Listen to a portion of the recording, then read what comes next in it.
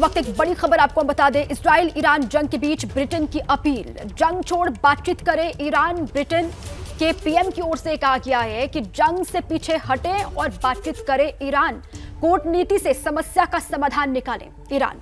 ये ब्रिटेन की ओर से कहा गया है। ईरान का न्यूक्लियर प्रोग्राम दुनिया के लिए खतरा है, ईरान को एटमी ताकत बनने की इजाजत नहीं दे सकते हैं। इस बात का जिक्र करते हुए ब्रिटेन के पीएम यहां पर दिखाई दे रहे हैं। इजराइल ईरान के बीच में जंग लगातार जारी, आज 10वां दिन है और इस बीच ब्रिटेन की अपील है ईरान से, जंग छोड़ के बातचीत करे ईरान। ये कहा गया है ब्रिटेन के पीएम की ओर से, और साथ ही कूटनीति से समस्या का समाधान निकाले ईरान, ये भी कहा गया है। और ईरान का जो न्यूक्लियर प्रोग्राम है वो दुनिया के लिए खतरा बन सकता है, ईरान को एटमी ताकत बनने की इजाजत नहीं दे सकते, इस बात को भी उन्होंने दोहराया है। तो ब्रिटेन की ओर से यह अपील की गई है ईरान से। बहुत सारे देश ऐसे हैं जो ईरान का भी साथ दे रहे हैं और बहुत ऐसे जो इजराइल का साथ दे रहे हैं। यहाँ पर इजराइल ईरान जंग के बीच ब्रिटेन ने ये ईरान से अपील की है कि जंग छोड़ के बातचीत करे ईरान, कूटनीति से ही समस्या का समाधान निकलेगा। और इस बीच एक और बड़ी खबर आपको हम बता दें, ईरान ने यूनाइटेड नेशंस को चिट्ठी लिखी है। ईरान ने अमेरिका के हमले पर आक्रोश व्यक्त किया है। इजराइल अमेरिका ने अंतर्राष्ट्रीय कानून तोड़ा, ईरान की ओर से कहा गया जो हमला किया गया कि अमेरिका की ओर से, उस पर ईरान ने अपना गुस्सा व्यक्त किया कि आक्रोश जताया कि इजराइल अमेरिका ने अंतर्राष्ट्रीय कानून का उल्लंघन किया, कानून को तोड़ा। इजराइल अमेरिका इसका अंजाम जरूर भुगतेंगे, ईरान की ओर से ये बात कही गई है, जो चिट्ठी लिखी गई है यूनाइटेड नेशंस को। ये बड़ी खबर, ईरान ने यूनाइटेड नेशंस को चिट्ठी लिखी और इसमें अमेरिका के हमले पर गुस्सा व्यक्त किया गया कि आक्रोश जताया गया है। और ये कहा गया ईरान की ओर से कि इजराइल और अमेरिका ने जिस तरीके से हमले किए हैं हमारे अलग अलग शहरों में, वो अंतर्राष्ट्रीय कानून का उल्लंघन है, अंतर्राष्ट्रीय कानून को तोड़ा गया है। इजराइल अमेरिका इसका अंजाम जरूर भुगतेंगे, इस बात को दोहराता हुआ ईरान। और इस बीच एक और बड़ी खबर आपको बता दें, अमेरिका के हमले पर इराक की प्रतिक्रिया सामने आ गई है। ईरान ने ईरान पर हमले की निंदा की है।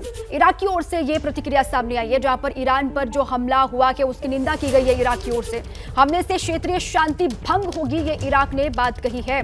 तो यहां पर ईरान का समर्थन किया गया है इराक की ओर से, और जो हमले हुए हैं इजराइल और अमेरिका की तरफ से ईरान पर, उसकी निंदा की गई है। साथ ही यह भी कहा गया कि हमले से जो क्षेत्रीय शांति है उसको नुकसान पहुंचेगा, वो भंग होगी। तो दोनों ही देश आर पार के मोड में हैं, इजराइल और ईरान। और इस बीच एक और बहुत बड़ी खबर आपको हम बता दें, अमेरिका के हमले को लेकर सऊदी अरब का भी बयान सामने आ गया है। सऊदी अरब ने कहा है कि शांति के लिए सभी देशों का साथ आना बहुत जरूरी है। सऊदी अरब का ये बयान, मिडिल ईस्ट में स्थिरता के लिए पहल करनी होगी, ये सऊदी अरब की ओर से बात कही गई है।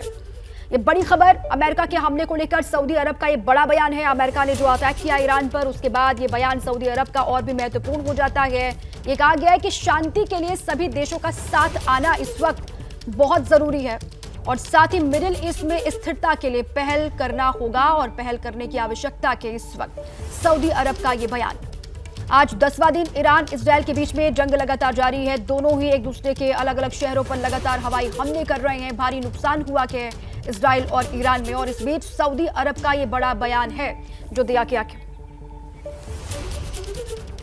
और इस बीच एक और बड़ी खबर आपको बता दें, ईरान पर हमले को लेकर सोनिया गांधी का पोस्ट आया है। कांग्रेस ईरान पर हमले की निंदा करती है, सोनिया गांधी की ओर से बात कही गई है।